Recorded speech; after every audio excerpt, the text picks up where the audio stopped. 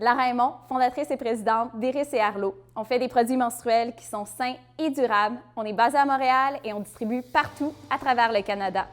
J'ai été diplômée en 2024. Ça a toujours fait partie de mes rêves, en fait, de pouvoir aller à l'école d'entrepreneurship de Beauce. Dès que j'ai entendu qu'il y avait une école au Québec dédiée à l'entrepreneuriat qui était mise sur pied, je me suis renseignée. Quand j'ai finalement réussi à être admise à un des programmes, en fait, j'avais une entreprise, Nordet Eco, et je n'avais pas encore Iris et Arlo. Donc, de prendre part à une cohorte, en fait, ça a été quelque chose d'extrêmement déterminant dans la construction de mon entreprise. Donc, je suis partie de toute seule sur ma table de cuisine. J'avais pas d'équipe ou quoi que ce soit. Et dans le cadre de mon parcours, on a même fait notre première levée de fonds, donc une campagne de financement participatif. Et à la fin de mon parcours, donc ça va vraiment accélérer les choses.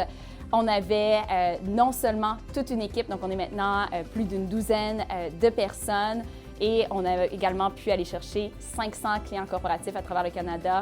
On est passé de 0 à 1000 points de vente d'un point de vue retail.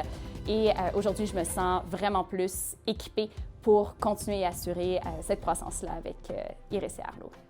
Pour moi, c'était clair, en fait, que quand je rentrais à l'école d'entrepreneurship de Beauce, c'était pour bâtir Iris et Arlo. Ma vision pour l'entreprise était très claire. J'ai envie qu'on soit un des prochains fleurons québécois. Ce que je venais chercher à l'EB, c'était 4 choses.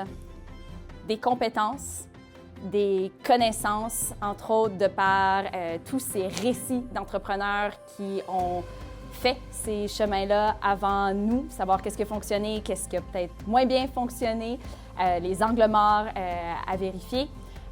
Évidemment, la chose que je ne m'attendais peut-être pas, c'était un regain de confiance en moi parce que ça prend énormément de confiance, de courage pour bâtir, pour redéfinir des standards dans une industrie. Puis à l'EB, on a la chance exceptionnelle d'être entourés dans nos cohortes par des entrepreneurs d'exception, mais aussi d'avoir accès à des entraîneurs qui sont des personnes extrêmement inspirantes, mais tellement humaines. Puis ce qui est magique quand tu fais ces 24 heures-là avec eux, c'est le fait que tu as accès à eux en tant qu'humains.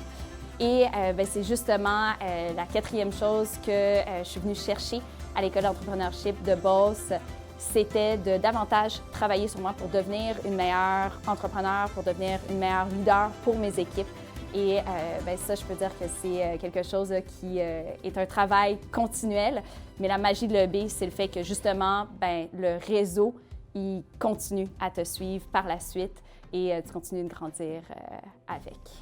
Tout ce parcours-là, ça m'a vraiment aidé à le structurer, à amplifier encore plus ma vision, mais surtout, ça m'a forcé à davantage mettre en place des processus, même si des fois on dit que c'est plate.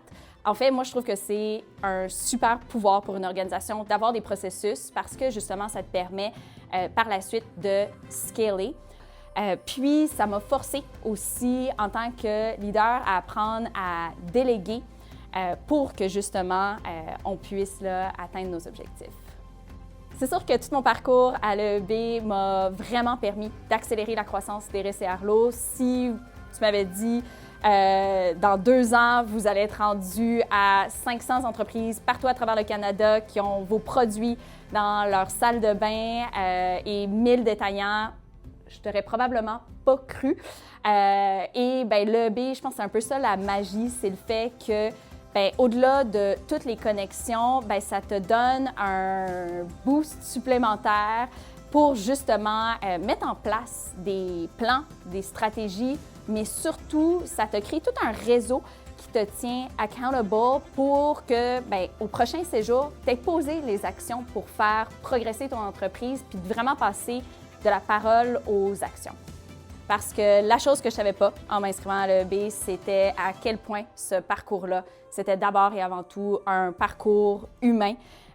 Puis au final, ça fait du sens parce que être un leader, il faut que tu travailles sur toi pour pouvoir ensuite davantage redonner autour.